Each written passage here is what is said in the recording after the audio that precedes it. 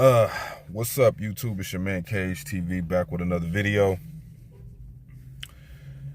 And shout out to all of the cheeseheads this morning. Kings of the North once again in the NFC, sitting good at the second seed in the playoff picture. We're gonna recap a little bit of last night's game. So just some key things. First of all, I want to start off with Brian Bulaga.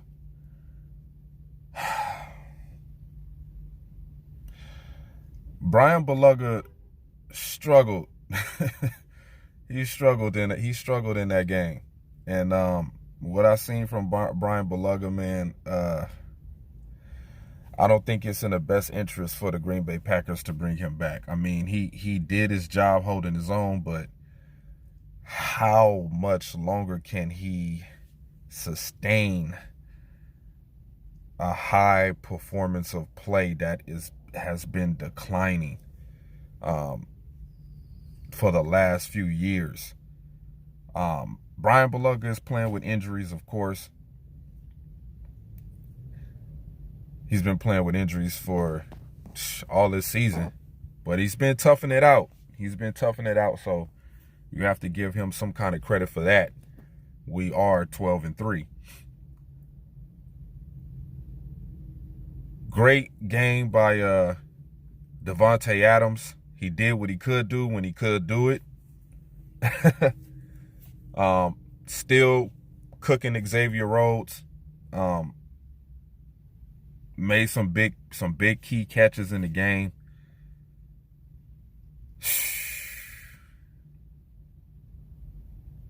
The defense, I think our pass rush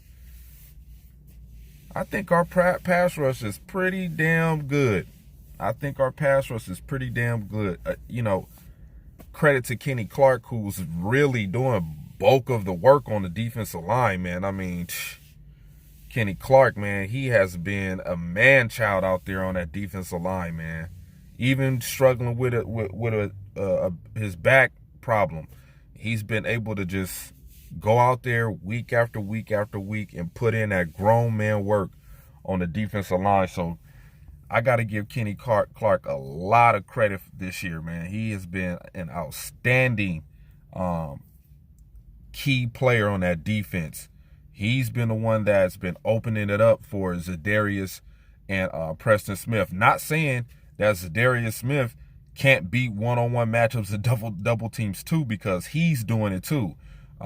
Good thinking by Mike Pettine to start moving him around. You know, one thing about this Green Bay defense, we always preach that hybrid type of mentality from all the guys on the defense. You know what I mean? Guys like that can play multiple positions. You know, when Charles Woodson was there on the team, we had him playing linebacker at one point in time. So credit to the Packers defensive coordinators and assistant coaches that really put in that time and effort to make these guys be, you know, Swiss Army knives that can transition in different positions on the field and still be a huge impact. I wish we would have kept Micah Hyde. We should have kept Micah Hyde, man. He would be so tremendous in this defense right now if we had Micah Hyde, man. I wish we had Micah Hyde playing, man. But, you know, he's over there with the Buffalo Bills holding it down, playing in another great scheme, another great defense over there. So just imagine what he could be doing with this defense. Another player, too, that has, you know, made me regret saying the things that I said about him. Clay Matthews. Clay Matthews is having a hell of a season over there with the Rams, man. I think he leads the team in sacks, if I'm not mistaken. Or I don't know if Aaron Donald probably caught up to him by now. But at one point in time, when Clay Matthews' jaw got broken, he was still leading the team in sacks over there with the Rams. So shout out to him. He's had a great year. You know, you just start thinking about those other pieces that we let go that could probably still, if we would have kept them, can still make an impact on this defense, like Casey Hayward. You know what I mean? So we'll get better. We'll get better. We still got more pieces to add to this defense as the free agency period and the draft period comes along. So that's exciting to see what else Goot can pull out of his ass and put this team back to being a dominant team like it has been in the past. A lot of Viking fans out there feeling a little salty this morning. I'm not going to point out any particular YouTube channel or YouTube commenter or commentator that's a Vikings fan, but you talked a lot of shit, man. You see my comments on your channel. You talked a lot of shit, man. Had your little Vikings mug. We're going to drink the Green Bay Packers tears. Well, you're drinking your own tears this morning, fella.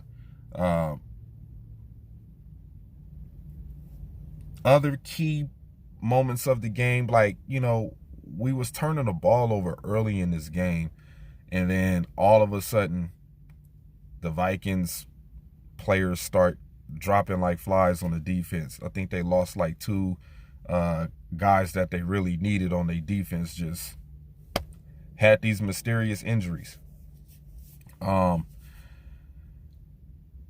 What is there new about the Minnesota Vikings? I mean, they still basically have the same team they had when they had Christian what's his name? Christian Ponder there.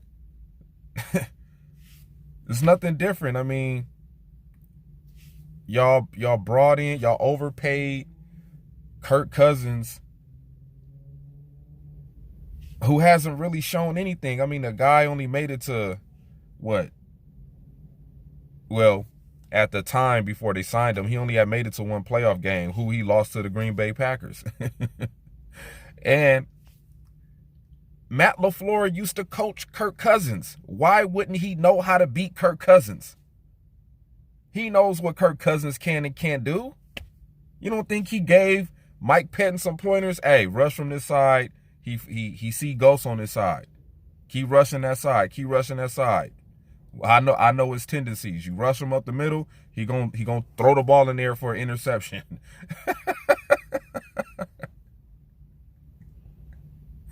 You know, having 3 turnovers and still only putting up 10 points. You only had 120-something passing yards. You had that one touchdown. You know, great adjustment to the ball by Stephon Diggs. And then Mike Zimmer, why would you come out there and try to do the Philly special? Has Kirk Cousins showed you any kind of indication that he can go out there and run a pass route and catch a ball? And then you have Stephon Diggs, you have a receiver throw a pass to a quarterback. Y'all doing stuff that's out of y'all element. I'm looking at that play like, why in the hell would Zimmerman call that play? Why? Man, if we would have had Delvin Cook. Let me tell y'all Vikings fans about Delvin Cook. You basically got a guy that came in with injuries. You drafted a guy that came in with injuries. And what's been the resume on Delvin Cook? He can't stay healthy. He can't stay healthy. Every running back that y'all bring over there just can't stay healthy. Adrian Peterson can't stay healthy. Then y'all had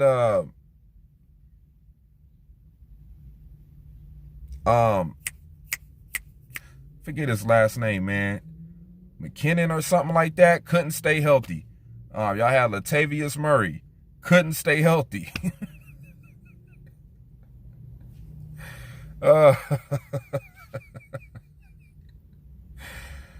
Man, Adam Thielen, he's out there not contributing. Y'all got Adam Thielen out there playing hurt.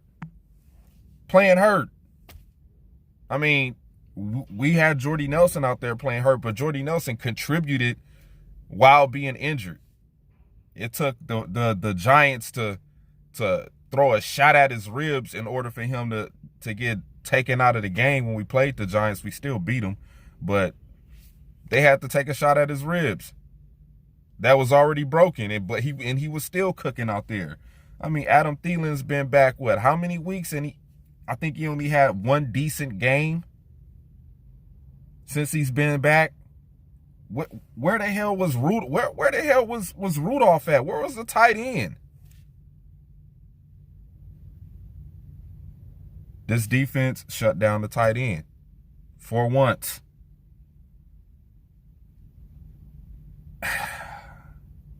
This is what I be talking about with the other teams in the NFC North.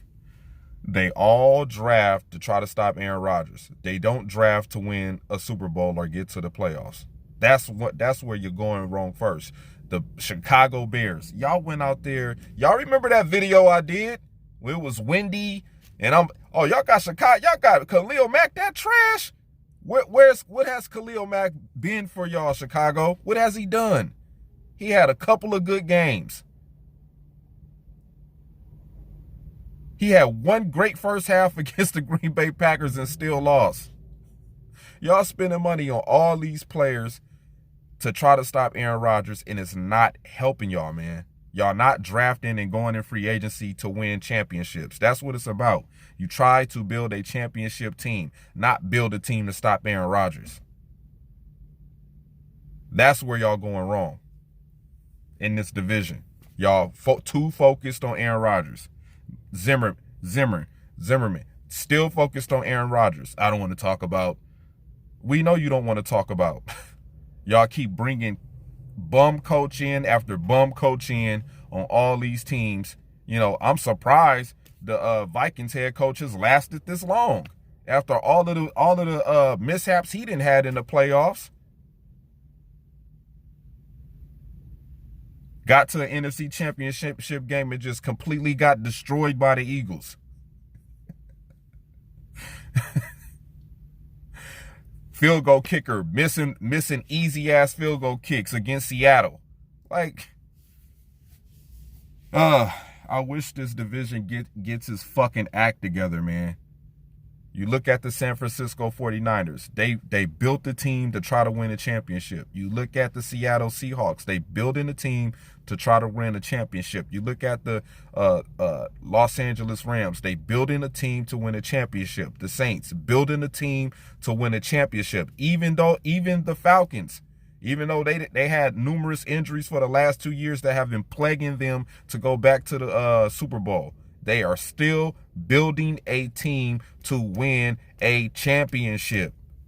And that's what these other three bullshitting ass teams in the NFC North is failing to realize. Y'all keep drafting and keep on going in free agency to stop one guy, Aaron Rodgers.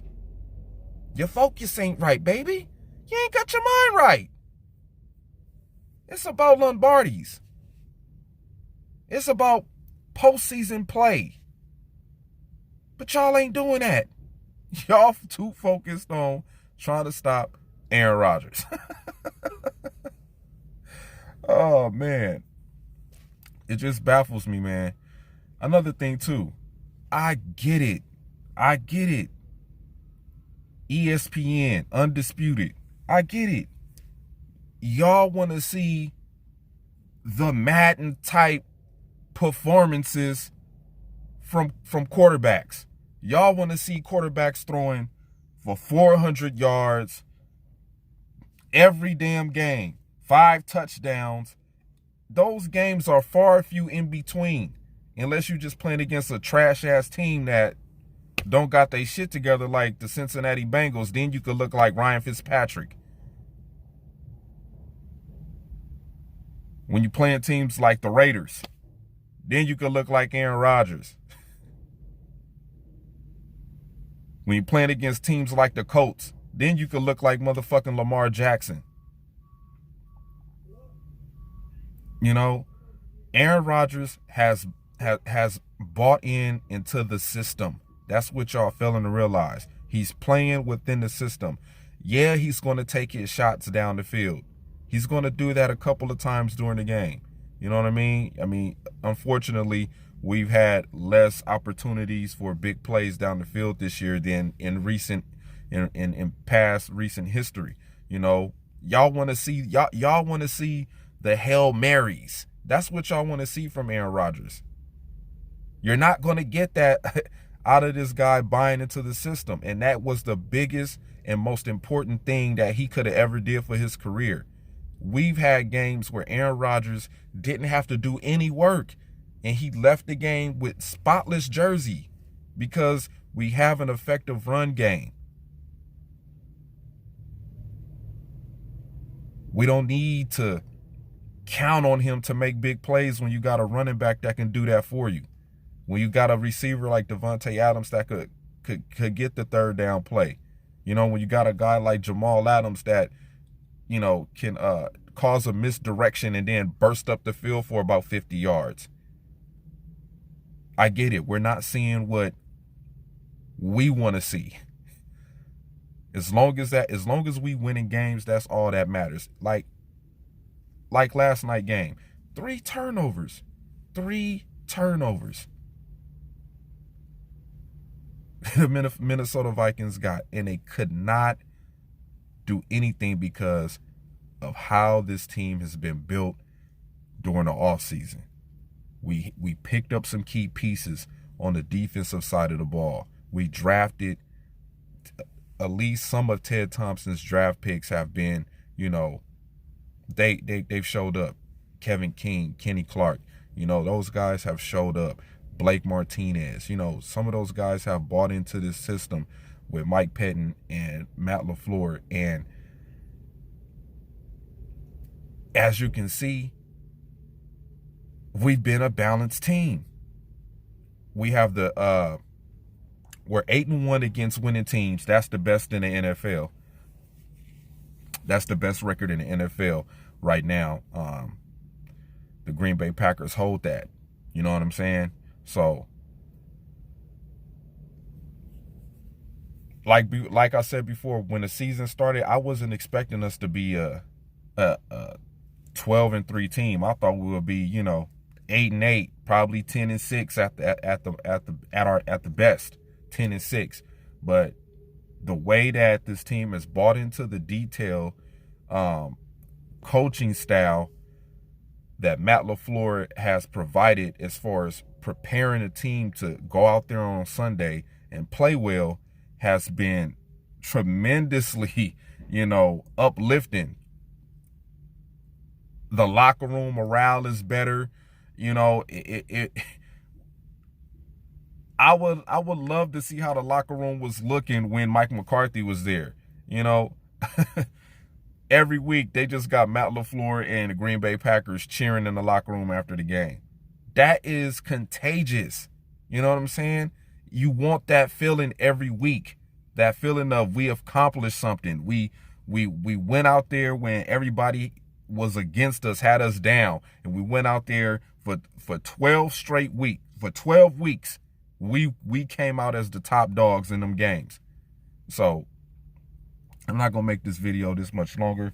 You know, just wanted to point out some things about the direction of this team and this division. This division just has to get better, man. It just has to get better. I don't know. To me, I think maybe besides the Vikings, but I think that the Bears and the Lions kind of set themselves back probably a year or two from at least competing in the NFC conference, not in the North, in the conference.